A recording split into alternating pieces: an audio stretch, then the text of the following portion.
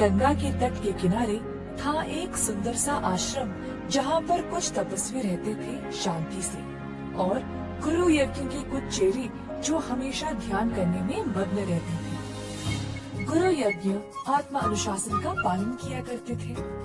एक दिन जब गुरुजी स्नान कर रहे थे, तब एक चील अपने पंजे में एक चूहे को लिए उधर से उड़ रहा था। अचानक से चूहा चील के पकड़ से छूट गया और सीधा गुरुजी के हाथों में गिर पड़ा।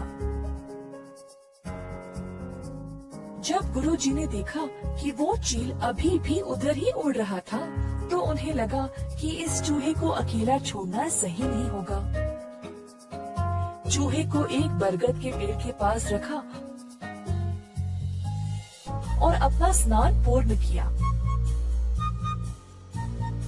अपनी शक्तियों का इस्तेमाल करके उन्होंने उस चूहे को एक छोटी सी लड़की में बदल डाला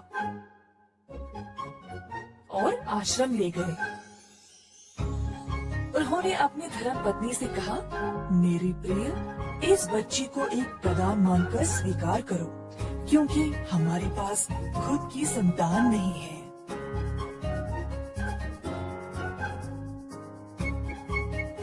तो छोटी लड़की आश्रम में रहने लगी गुरुजी के ख्याल में।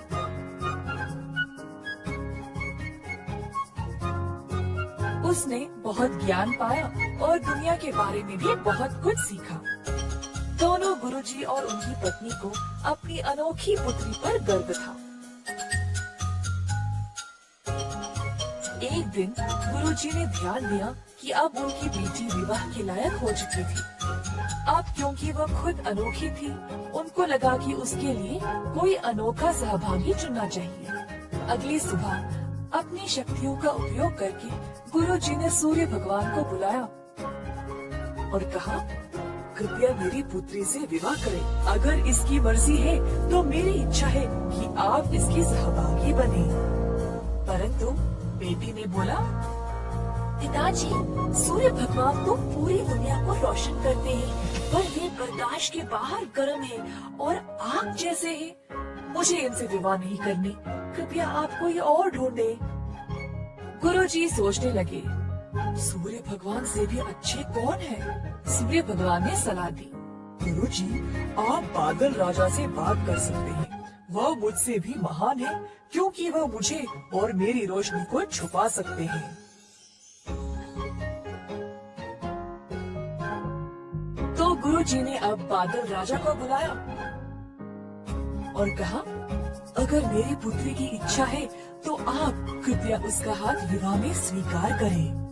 परंतु बेटी ने फिर से कहा, पिताजी, बादल राजा बहुत ही अंधेरे, गीले और ठंडे हैं। मुझे इनसे शादी नहीं करनी, कृपया किसी और को ढूंढें। गुरुजी सोचने लगे, अब बादलों के राजा से भी महान कौन है? बादल राजा ने सलाह दी, गुरुजी, आप वायु राजा से बात करें। वे मुझसे भी महान हैं, क्योंकि वे मुझे उड़ा सकते हैं। तो गुरुजी ने अब वायु राजा को बुलाया। अगर मेरी पुत्री की इच्छा है तो आप कृपया उसका हाथ विवाह में स्वीकार करें। परंतु बेटी ने कहा, पिताजी, वायु राजा बहुत ही बेचैन और तेज है, हर समय दिशा बदलते रहते हैं। मुझे इनसे शादी नहीं करनी, आप किसी और को ढूंढे। गुरुजी फिर से सोच में पड़ गए, अब वायु राजा से भी महान कौन है? वायु राजा ने सलाह दी, गुरुजी, आप पर्वत महाराज से बात कर सकते हैं। वे मुझसे भी महान हैं, क्योंकि वे मुझे रोक सकते हैं। तो गुरुजी ने अब पर्वत महाराज को बुलाया और कहा, अगर मेरी पुत्री की इच्छा है तो आप कृपया उसका हाथ विवाह में स्वीकार करें। पर बेटी फिर से बोल उठी, पिताजी, पर्वत महाराज बहुत ही सख्त और कठोर है, वह एक ही जगह रहते हैं। मुझे इनसे शादी नहीं करनी, कृपया आप किसी और को चुने।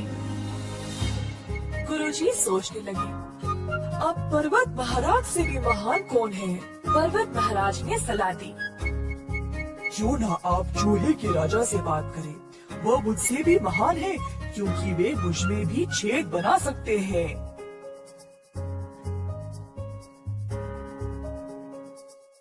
तो अब गुरुजी ने चूहा राजा को बुलाया और कहा, अगर मेरी पुत्री की इच्छा है तो आप कृपया उसका हाथ विवाह में स्वीकार करें। जब बेटी चूहे राजा से मिली तो वह बहुत प्रसन्न हो गई और शर्माते हुए अपनी रजामंदी दे दी। अब अंत में गुरुजी अपनी शक्तियों का उपयोग करके अपनी बेटी को वापस एक सुंदर चूहे में बदल डाला, ताकि वह अपने विवाहिक कर्तव्यों को निभा सके। अंततः गुरुजी की बेटी का विवाह हो गया। किसी ने सही कहा था, जो जन्मजात है वह